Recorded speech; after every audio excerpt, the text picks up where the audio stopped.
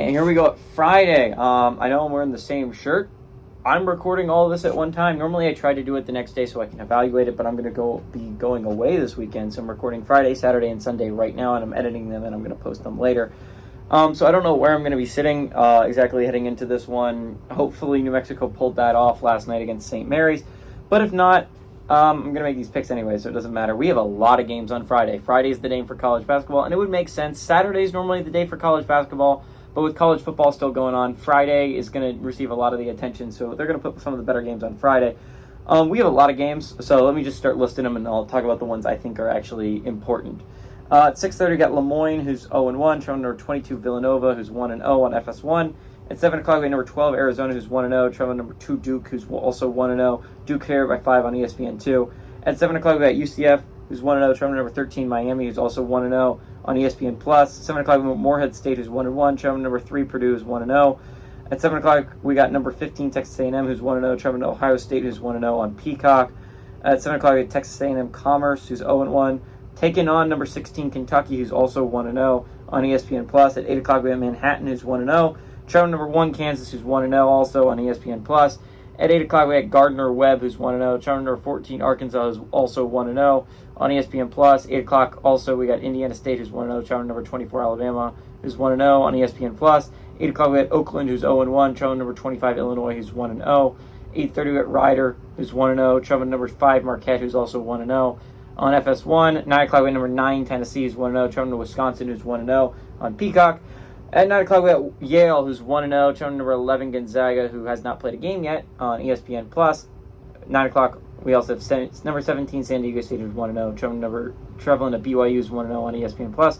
And finally, we got Delaware State, who's 0-1. Traveling number 18, Texas, who's 1-0 on the Longhorn Network. That was a lot of games, and let me go through the ones I think are actually important and have a chance of hitting on an upset. UCF Miami is an interesting basketball game, right? UCF's a Power 5 opponent. UCF hasn't been exactly the best basketball team recently, and Miami's coming off a Final Four appearance, but UCF isn't a bad basketball team. They typically do compete somewhat in the American. It's just they're known as the number 3. They were known as the number 3 in the American because Houston and Memphis were just such good basketball squads. But now with moving to the Big 12, you got to think it's going to be a rough transition, right? You go from the American, which had 2 really good basketball teams in Houston and Memphis. You go to the Big 12, that has a lot of really solid basketball squads. UCF's going to be interesting here. UCF has a chance to pull off this upset. A&M Ohio State is another game I would take a look at. Ohio State was playing some dang good basketball at the end of the year. It just didn't have a good enough record, but they did really well in the Big Ten tournament. They played some really great basketball. Just Purdue ended up knocking them out.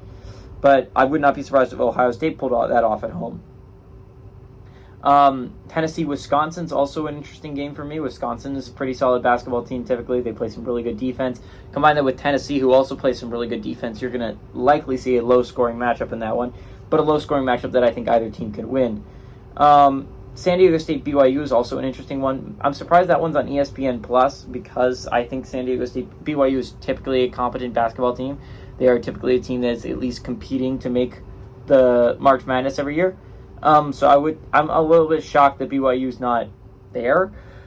This is a game on ESPN Plus, but San Diego State's a really competent squad, but that's a chance at an upset there. But I think you got to go with the one that's between 2 ranked basketball teams. Arizona was a good basketball team last year. It earned the 2 seed in the regular season. Unfortunately, it all kind of fell apart for them rather quickly with the loss. But I think Arizona's a very good basketball team. I think Duke's a pretty good basketball team this year. I think this should be a really good game in college basketball, right when college basketball starts, and this is a good starter game for both these squads. But, I mean, if you got to go upset on Friday, I think you got to go with the obvious one. I like Arizona to go on the road and pull off the upset over Duke.